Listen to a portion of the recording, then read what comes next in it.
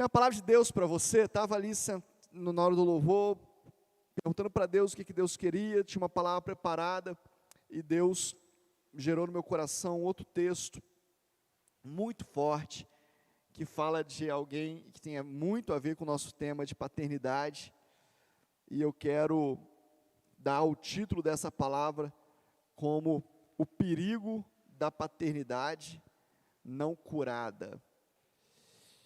A gente está entre jovens, eu queria que os jovens estivessem prestando muita atenção, porque o que Deus gerou no meu coração, principalmente para vocês, foi liberar essa palavra, né, nesse segundo culto agora. Então, eu queria que você estivesse prestando muita atenção sobre o que Deus está falando. Abra a sua Bíblia em Juízes, capítulo 11.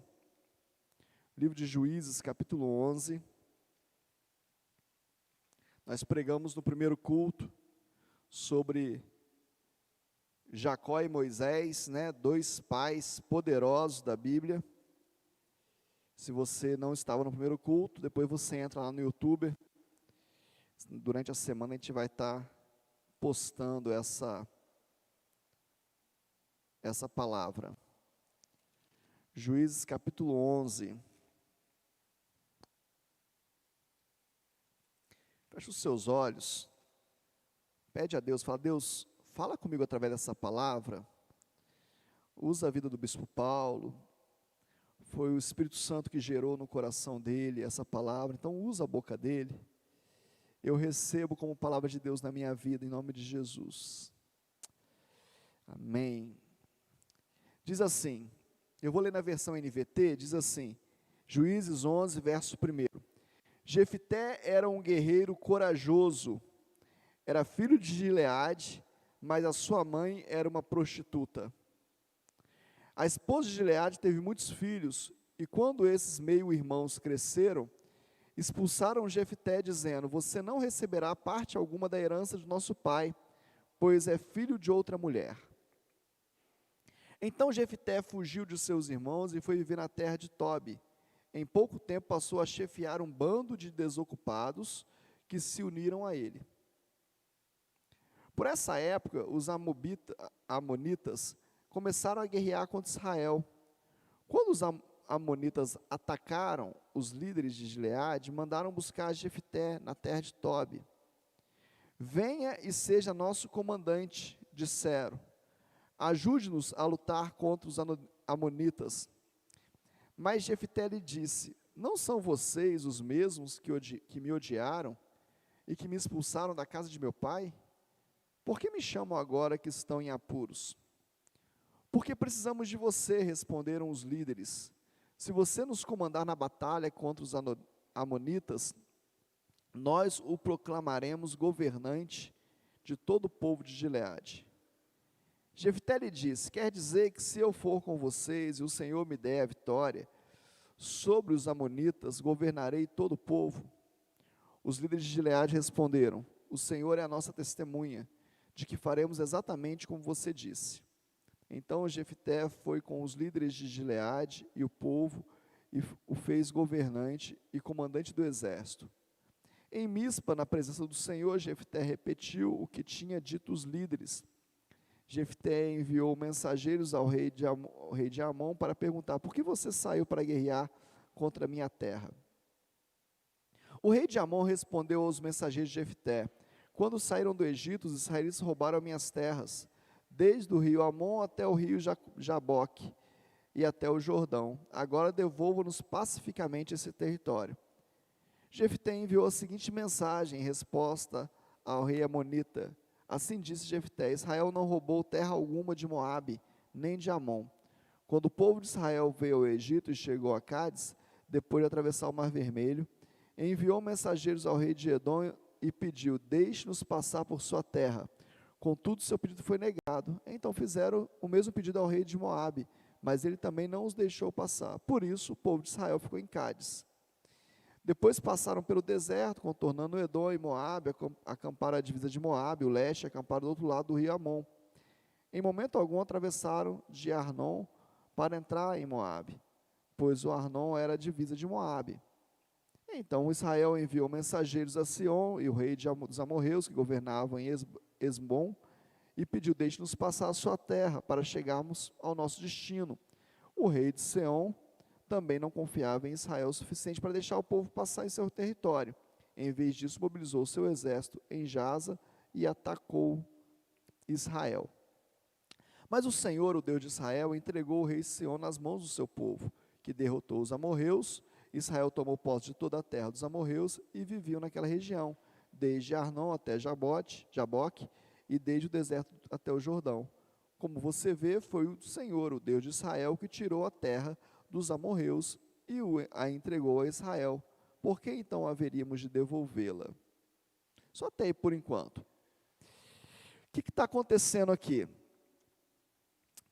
Jefté, ele é convocado, ele é filho de uma relação ilícita, filho de uma prostituta, com alguém do povo de Deus, com Gileade, e os irmãos resolvem expulsá-lo de casa, falam: você não vai ter nada nosso, você é filho de uma prostituta, você é amaldiçoado. E agora, o povo de Gileade está em apuros, e tem alguém forte. Por que foram chamados de Gileade? Porque Gileade era. Por que foram chamados de Jefté? Porque Jefté era forte. Queria que você pensasse um pouco sobre isso. Os outros filhos de Gileade, o resto do povo, olha para Jefté e fala: ele é mais forte que a gente.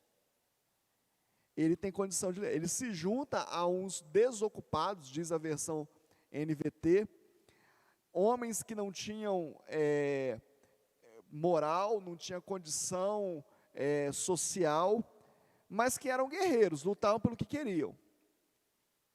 E agora o povo de Gileade se prostra a Jefté e fala: se você for com a gente, se você conseguir ganhar a guerra, se você conseguir nos livrar, nós vamos te dar a liderança do nosso povo.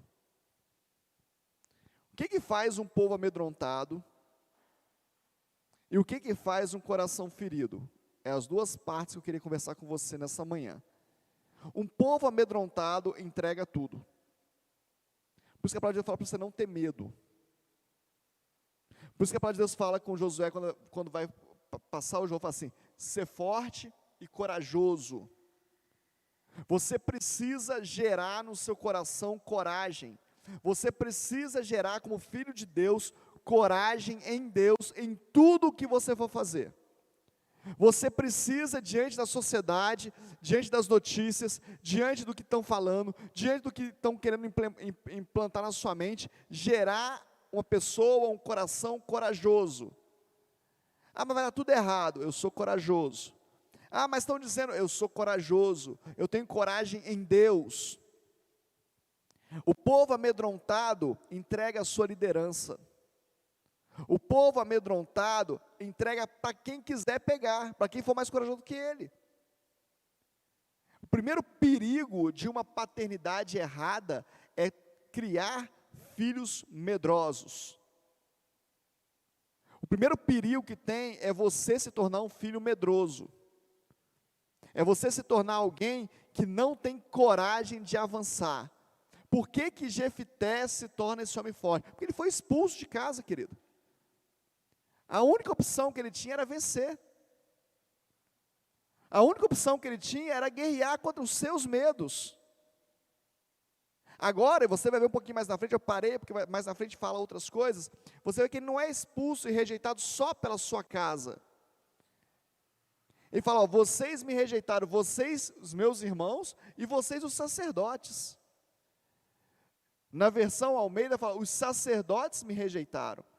Eu fui rejeitado pelos meus líderes naturais e pelos meus líderes espirituais. Vocês não me aceitaram. E agora vocês vêm a mim pedindo para que eu lidere sobre vocês. O que eu tenho que vocês estão de olho? O que ele tinha? Coragem, intrepidez. Ele era forte. Se você quer, você não precisa ser expulso de casa para se tornar forte. Você nem precisa expulsar o seu filho de casa para que ele se torne forte. Mas você precisa gerar nele uma cultura forte, uma mentalidade forte. E você precisa, se você já saiu de casa, ou se você já é jovem, você precisa gerar em você uma mentalidade forte. Você precisa deixar de ser vítima das circunstâncias, ser vítima das notícias. Ah, por que você não consegue? Ah, porque aconteceu isso na minha vida. Ah, porque aconteceu aquilo. Ah, porque eu não consegui, porque meu pai foi assim, minha mãe foi assim, meu filho foi assim, no meu primeiro emprego aconteceu isso, no meu primeiro casamento aconteceu isso, eu não dei conta, eu não fui assim. Larga isso de lado e fortalece a sua alma.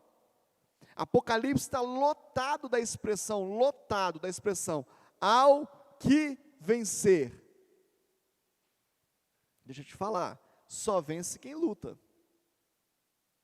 Sabe aqueles caras que chegam na Olimpíada e expõem e levantam aquela medalha de ouro? Não é eu nem você. Por que não é eu nem você? Porque nós não estamos lá.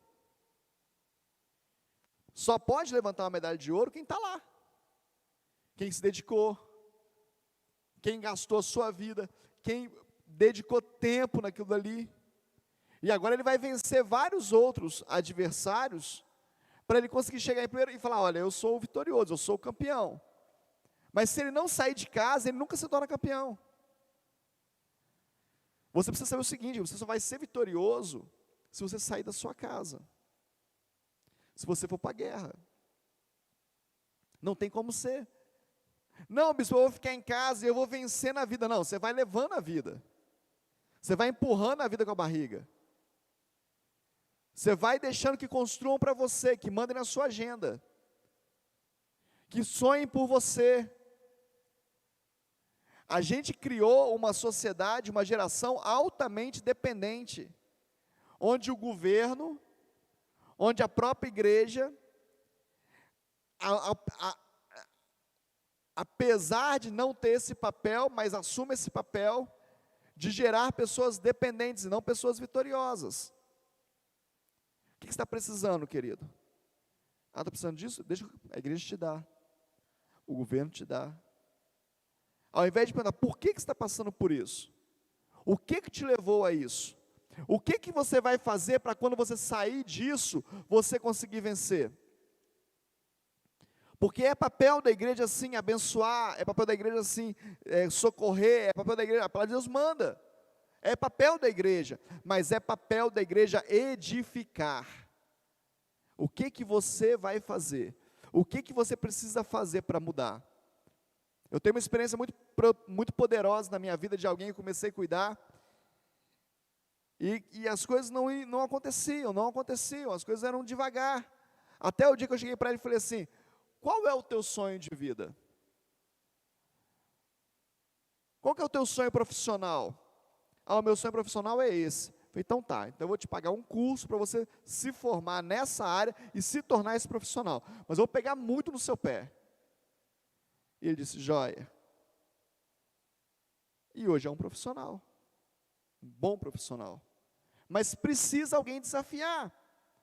Precisa alguém falar, vem cá, o que nós vamos fazer com isso aqui? A palavra que Deus tem para você hoje é, saia do vitimismo. Pare de apontar que os teus problemas dependem dos outros para resolver. Ah, mas não tem médico, vai orar. Pede a Deus. Se Ele não te curar, Ele vai levantar o médico para te curar. Clame a Ele, peça a Ele. Ah, mas eu não tenho dinheiro, como é que eu faço para ter? O problema da nossa sociedade hoje, das nossas igrejas hoje, é que a gente não ensina os filhos a serem vitoriosos, nem os membros. 11 anos de idade, cheguei para ele e falei, pai, me dá um dinheiro. Ele falou, hoje eu vou te dar, mas amanhã eu vou te ensinar como é que ganha. Eu falei, tá bom. E ele me deu o dinheiro. No outro dia acordei cedo, ele falou assim, vamos comigo ali no centro da cidade. Entramos num lugar chamado Depósito Neuza, nunca mais esqueço. Um lugar que só vendia doces. Eu falei, o que meu pai quer fazer aqui? Ele falou, escolhe aí umas caixas de coisas para você vender. Uns chicletes, uns pirulitos, uns doces, o que seus coleguinhas gostam de comer? Aí eu escolhi lá umas caixinhas e falei, vamos para casa agora. Fez uma banquinha para mim de madeira, ele fez, colocou na porta da minha casa e falou, agora você vende. Agora você vende. E aí você vai conseguir ter dinheiro. Alguém que eu conheço, uma pessoa que eu conheço, muito rico, milionário. Um dia ele falou para a mãe dele assim, mãe, faz geladinho para eu vender. E ele foi vender geladinho num lugar muito chique, muito rico. E aí ele vendeu o geladinho, e ele pegou, porque ele queria comprar uma bola. E ele pegou o dinheiro do geladinho que ele vendeu e comprou a bola. Chegou em casa todo feliz com a bola, e falou com a mãe: mãe, deu certo aí. Você faz mais geladinho para eu poder vender? A mãe falou assim: não, você faliu. Você pegou o dinheiro que você recebeu e comprou a bola, com que dinheiro eu vou comprar mais material para fazer geladinho para você? Foi a primeira vez que ele faliu na vida. E ele faliu algumas vezes. E a mãe deu uma segunda chance para ele. Comprou de novo, fez geladinho e ele foi vender nesse lugar. E nesse lugar ele tinha um lote vendendo. E ele passando vendendo geladinho para os operários das obras. E aí nisso parou o dono de uma das casas. E ele veio para o dono e falou: moço, criança, quanto custa esse lote aqui? O moço falou assim: nem vou te falar, porque você nunca vai ter dinheiro para comprar um lote aqui, não. Hoje ele é o dono da maior casa desse condomínio. A casa mais bonita do condomínio é a dele. Mas ele pegou essa palavra e falou assim: eu vou comprar um lote aqui, eu vou construir algo aqui. E ele construiu. Mas ele faliu algumas vezes. Mas o pai e a mãe dele nunca deixaram ele ser vítima do problema. Sempre tem uma solução. Jefté se torna forte. Muitos podem falar, porque Jefté faz algo muito doido. E a gente podia falar muito mal de Jefté. Mas uma coisa que eu não posso negar: Jefté era forte. Jefté era corajoso. Tanto é que os seus meio-irmãos vão buscá-lo, porque eles não tinham coragem de lutar contra os seus inimigos. Mais para frente, se você caminhar, versículo 29, olha como é que, se você acha que Deus gosta de gente fraca, olha o que fala aí no versículo 29. Então o Espírito do Senhor veio sobre Jefté. O Espírito do Senhor enche Jefté. Querido, o Espírito de Deus gosta de gente forte, gente corajosa. Pode ter certeza disso. Ele atravessou o território de Gileade, Manassés, incluindo Mispe em Gileade, e dali avançou contra os amonitas. Jefté fez um voto ao Senhor: se entregarem os amonitas em minhas mãos, darei ao Senhor o que sair primeiro da minha casa, quando eu regressar vitorioso, e eu o oferecerei como holocausto. Jefté saiu com seu exército para combater os amonitas, e o Senhor os entregou em suas mãos.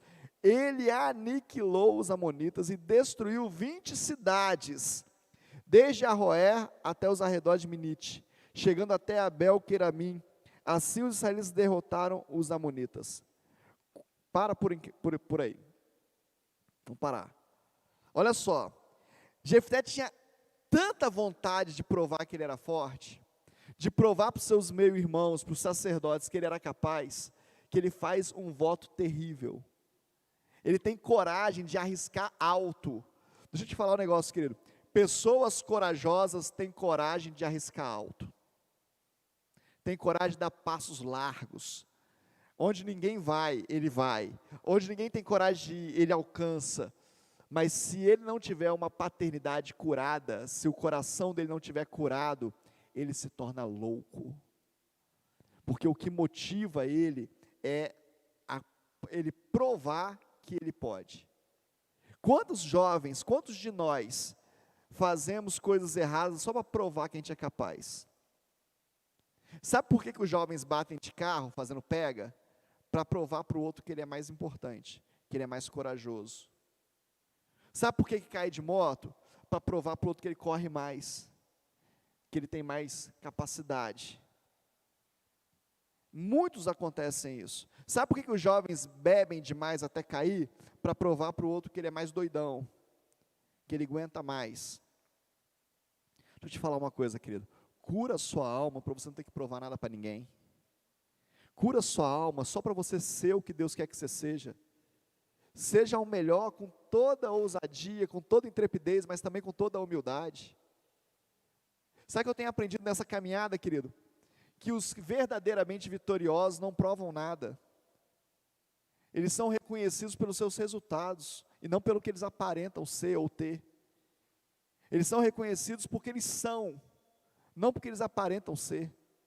Então cuidado com esse negócio, de pagar o preço que tiver que pagar, de fazer o que tiver que fazer, só para provar que você pode, só para provar que você é capaz. Deixa o Pai dizer para você o que você é capaz. Deixa o Pai ministrar cura na sua vida. Deixa Deus te curar desse negócio. Por que as pessoas se endividam? Porque elas querem ter o que elas não podem para provar para os outros que ela tem. A grande maioria.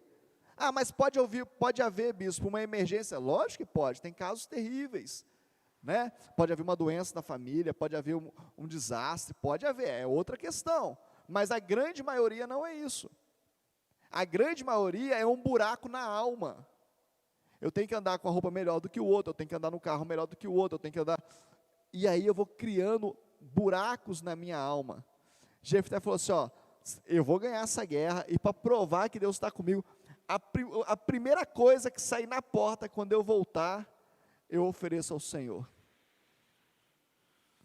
Quando Jefté voltou, 34, para casa em Mispa, a sua filha saiu ao seu encontro, tocando o tamborim e dançando.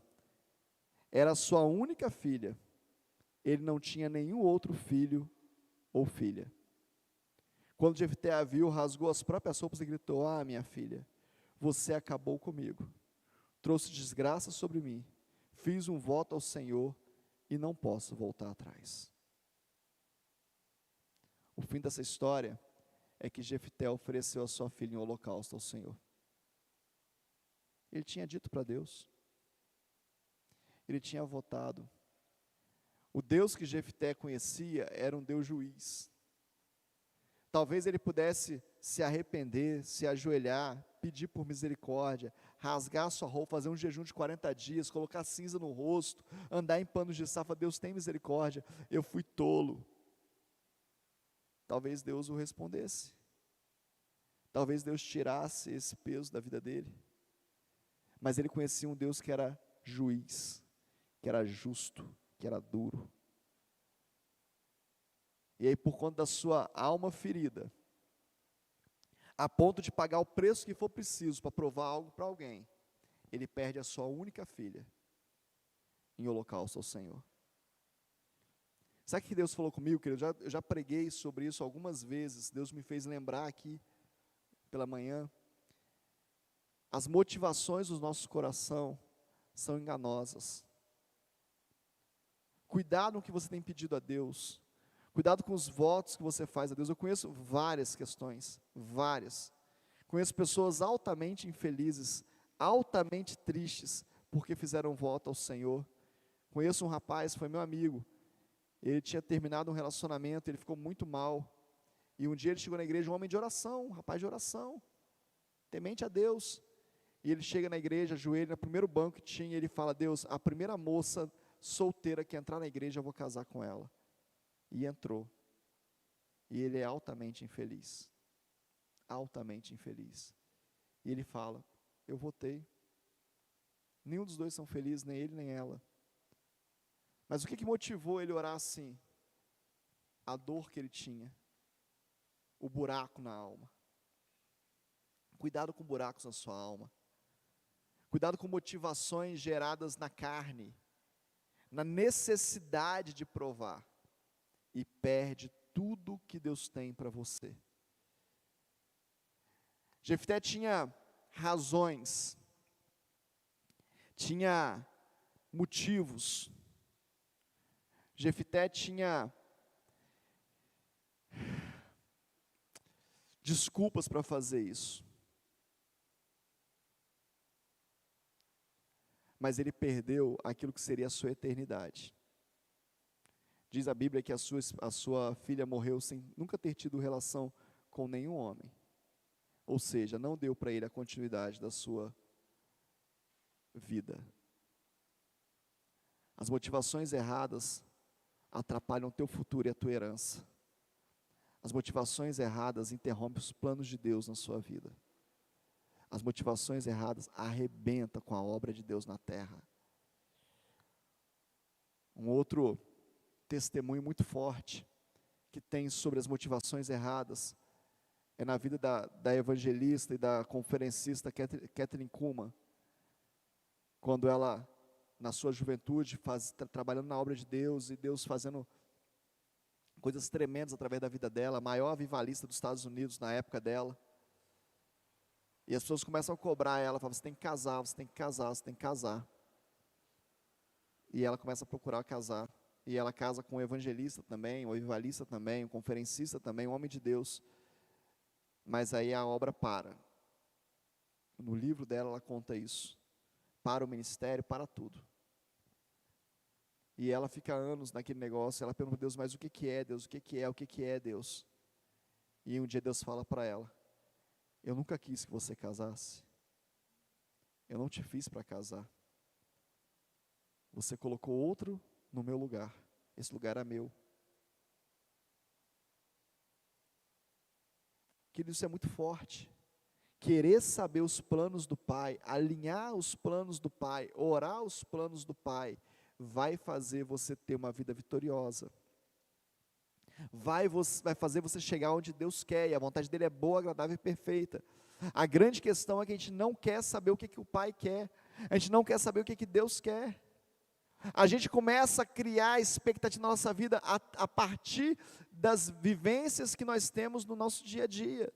O meu pai foi omisso, meu pai foi... Eu tenho uma palavra sobre isso, eu não queria entrar nesse assunto, mas é muito forte, porque você vai estudar a vida de Gileade.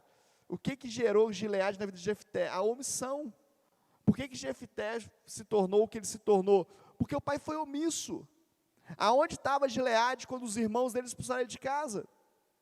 Onde ele estava? O que ele estava fazendo? Pera aí, é meu filho também. Não é assim não, trate seu irmão direito. Não, tem direito sim, é meu filho. Aonde estava Gileade? Será que Gileade estava na sua cadeira de balanço, balançando e olhando, falando, não vou me meter nisso não, porque isso vai dar problema? Será que ele estava no campo? Será que ele estava construindo algo? Não sei. O fato é que ele não se opõe. Deixa eu falar uma coisa para você, querido. Muitas vezes na nossa vida você vai esperar que alguém se levante para te defender e não vai defender, não vai se levantar. Muitas vezes na sua vida você vai esperar a reação de alguém que não vai ter. Isso não pode definir o seu destino. Isso não pode definir o seu futuro. Você tem um Deus que te defende, você tem um Deus que luta por você, chame a Ele, clame a Ele. Onde estava Jefté quando os sacerdotes não protegem? Onde estava Gileade quando os sacerdotes não protegem Jefté? O que ele estava fazendo? Os nossos filhos esperam que a gente os proteja. Agora pode ser que você não tenha sido protegido, não faça isso ser motivo para você ter um futuro ruim, uma vida ruim. Quantos de nós fomos abusados? Quantos de nós fomos violentados na alma, ou até fisicamente? E agora nós temos um discurso pronto, que tudo o que acontece na vida é porque a gente teve um problema lá, e Deus está onde na nossa vida que não nos cura? Que não nos liberta dessas amarras? Aonde está Deus? Tem coisas na vida que é melhor a gente não saber, querido. Eu tive revelações na minha vida, da minha infância, algumas coisas que me contaram, que eu falei, cara, por que me contaram isso? Era melhor não saber. Mas depois eu fui entender que Deus estava me curando, me mostrando que não é o que as pessoas falam, não é o que as pessoas dizem sobre nós que vai definir quem nós somos, mas eu preciso acreditar em Deus. Nós éramos os únicos evangélicos da família, tanto para da minha mãe quanto para do meu pai. Nós éramos os cafona, os burros, os que não iam casar, os que não tinham vida social, os ignorantes. Nós éramos isso tudo. Mas para a glória de Deus, nós somos 3 pastores hoje. 2 homens e uma mulher, com a família estruturada, casados e bem casados, com resultado na vida, com influência. Temos testemunho da vida de Deus, somos procurados pela nossa família para aconselhar, para dizer. Mas nós podíamos parar nisso, falar, não, é isso aí, está vendo o que eles pensam da gente? Eu podia estar muito mais longe do que eu estou se eu tivesse aprendido isso antes. Se eu tivesse acreditado menos no que diziam a meu respeito. Você pode caminhar, pode chegar muito mais longe do que você está. Você que coloca o limite, porque Deus não tem limite. Não se preocupe com aqueles que são omissos na sua vida. Ouça aqueles que têm palavra de bênção sobre você. Escolha, tenha autoridade e capacidade de escolher o que você vai reter. A palavra de Deus fala assim, retém o que é bom. Mas a gente retém o que é mal. Qualquer um de nós aqui, se eu sentar e fazer uma roda aqui, e começar a falar sobre a vida, nós vamos chegar num lugar em comum. Teve um dia que o meu pai falou isso para mim. Isso marcou minha vida. E geralmente é uma coisa ruim. Só que você pode escolher guardar as coisas boas. Sabe quando começou meu processo de cura da minha paternidade com meu pai? Quando o meu pai um dia disse para mim assim, meu filho, aconteça o que acontecer, você continua sendo meu filho. E eu guardei essa frase. E eu defini no meu coração, essa é a frase. Aconteça o que acontecer, você continua sendo meu filho. Eu estava numa das maiores crises da minha vida. E aí quando eu lembrava do que meu pai não fez, do que meu pai não promoveu na minha vida, eu lembrava, mas eu sou filho dele, porque aconteça o que acontecer, eu sou filho dele. E eu comecei a tratar isso na minha vida. Guardar essa palavra, guardar essa expressão. E aí quando falavam, o que você tem falado do seu pai? Eu falei, olha, meu pai um dia chegou para mim e disse, filho, aconteça o que acontecer, você vai ser meu filho. Qual foi o dia que mais marcou a sua vida com seu pai? Teve um dia que meu pai chegou para mim e falou, filho, aconteça o que acontecer. Qual a lembrança tem do seu pai? No dia que meu pai chegou para mim e falou assim, filho, aconteça o que acontecer. Eu decidi guardar isso. Mesmo que as outras lembranças estivessem lá dentro, mesmo que muitas coisas, muitas feridas estivessem dentro de mim ainda, eu defini guardar algo bom. Aconteça o que acontecer, eu sou o seu pai, você é meu filho. Eu preciso aprender a reter as coisas boas. Eu preciso olhar para um contexto ruim e falar assim, tá, mas o que tem de bom aqui? Talvez você esteja passando na sua vida um problema difícil hoje. Pandemia, não sei o quê, isolamento social, você não sabe como é que fazer, o dinheiro encurtou, o trabalho piorou. Para tudo e fala, o que tem de bom nisso aqui? O que Deus está me dando de bom? Essa é a mentalidade dos vitoriosos. Repete comigo, você fala assim, essa é a mentalidade dos vitoriosos. É assim. Pega as entrevistas dos homens de negócio do Brasil, os maiores homens de negócio que eles deram nesse tempo. Vê o que eles vão dizer nas entrevistas. 99% deles vão dizer, é oportunidade. É oportunidade. É oportunidade. É oportunidade. E a gente, ferido, fala, é problema. Como é que vai ser agora? O que eu vou fazer? É oportunidade. Bispo, mas eu não tenho. Conversei com um investidor financeiro essa semana, e ele disse para mim assim, o grande problema das pessoas, pastor, é que as pessoas não entendem como é que funciona o mercado financeiro. O mercado financeiro é altamente emocional. Eu já sabia disso. E ele falou assim, esses dias alguém chegou perto de mim e falou assim, eu queria começar a investir, eu tenho R$1.500, em que eu podia investir? E ele disse, invista em curso, vai aprender. Pega os R$1.500 e compra os cursos, e vai estudar. Porque se você pegar R$1.500 e investir em mercado financeiro sem saber nada, você vai perder tudo. Aí você vai dizer o quê? Não dá certo. Não, esse negócio não dá certo. Eu quero ser empresário. O que você sabe da sua área de negócio? O que você sabe do seu mercado? Como está o seu mercado hoje? Ah, eu não sei nada, mas eu tenho um sonho. Então gaste o seu sonho aprendendo sobre o que você quer fazer. Ah, eu quero ser líder de célula na igreja, mas tem que fazer escola de servos? Tem. Aí você vai fazer escola de servos, faz de qualquer jeito lá, só para falar que fez. Aí abre uma célula e fala, não dá certo não.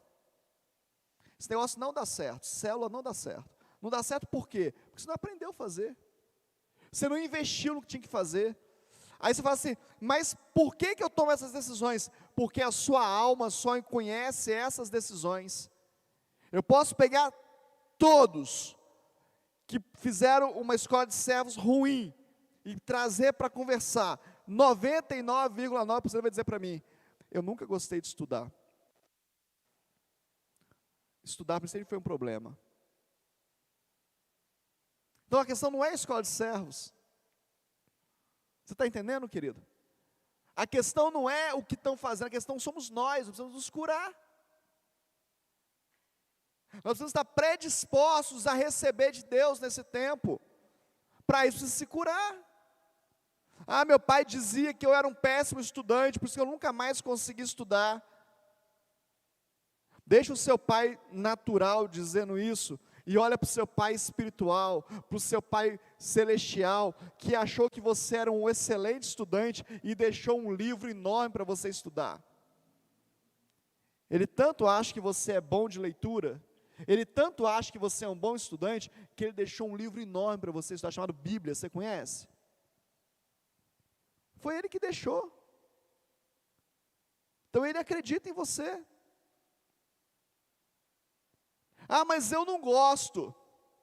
Deixa eu te falar, querido, pouquíssimas pessoas começaram fazendo o que gosta. Pouquíssimas pessoas na vida continuaram não gostando daquilo que começaram a fazer. Começa a fazer e fala, ó, até que é bom. Olha, rapaz, que interessante esse negócio. Eu nem gostava disso. Que a palavra de Deus fala que a palavra de Deus é pão, é comida.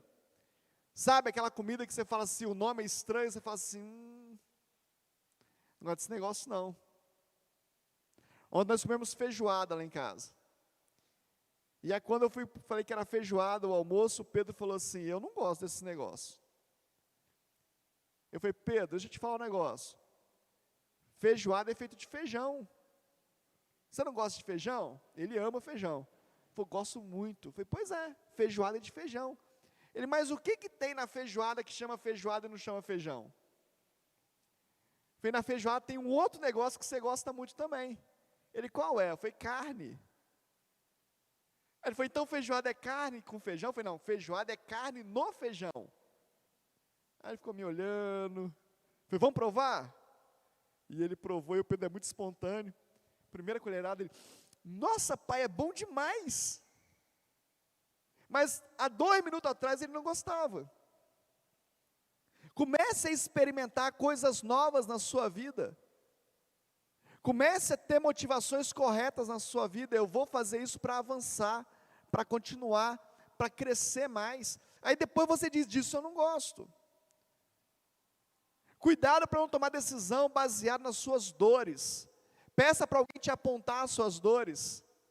Peça para o teu discipulador falar, olha, isso aí não é seu não, isso é de outra pessoa. Você está repetindo história. Não é assim que faz. Peça para alguém te apontar os seus limites e te empurrar para cima deles para você poder avançar. Peça. Peça ajuda. E aí você não precisa ter motivações erradas como Jefté teve. Quero ganhar a qualquer custo, dou o que for preciso, entrego o que tiver na frente, eu vou vencer para provar que eu posso. Perdeu a sua única filha. Um voto estúpido. Um voto impensado. Muitos de nós estamos perdendo filhos. Filhos que Deus nos deu por conta das nossas feridas. Muitos de nós estamos perdendo a herança que Deus nos deu por nossas feridas. Deixa eu te falar, querido. Dinheiro é altamente emocional. Cura a sua alma, você vai conseguir ter dinheiro. Estou te falando com toda clareza. A maioria das pessoas que não conseguem porque a sua alma não deixa. Qual é a necessidade que eu tenho? De comprar 3 calças por mês, 5 camisas por mês. Qual é a necessidade que eu tenho? Nenhuma. A não ser que seja para provar para você que eu sou mais bonito que você. Só se for isso. Eu fui numa loja com a pastora Carla, no shopping, e ela comprou alguma coisa lá pequena, e a mulher deu uma bolsa desse tamanho para ela. O negócio bateu, ela fez até eco, né? Tuf. E aí eu falei com a moça assim da loja, falei, vem cá, quanto você vai me pagar para andar com essa bolsa aqui? Falei, como assim? Eu falei, uma propaganda desse tamanho, um outdoor desse tamanho, tem que me pagar para eu andar. Ela falou assim, não moço, as mulheres aqui pedem a maior que tem para sair da loja, para mostrar que comprou aqui. Falei, ah tá, mas pode dar uma pequenininha porque eu estou curado. Eu não preciso disso não. Porque é assim que é. Eu não compro porque eu preciso. Eu compro porque eu preciso te mostrar. E aí eu endivido. E aí eu perco a bênção de Deus. Vamos mudar isso na nossa vida em nome de Jesus? O perigo de uma paternidade não curada. Gileade gerou em Jefté essa dor. E Jefté, filho de uma prostituta, se torna o líder do povo de Gileade, mas se torna o pai mais triste da face da terra naquele momento. Até que ponto você está disposto a perder a sua alegria para provar que você pode alguma coisa? Deus não precisa disso, querido. Ele nem te pede isso. Deus quer que você seja próspero, abundante, feliz. O reino dele é um reino de paz, alegria e justiça. Só.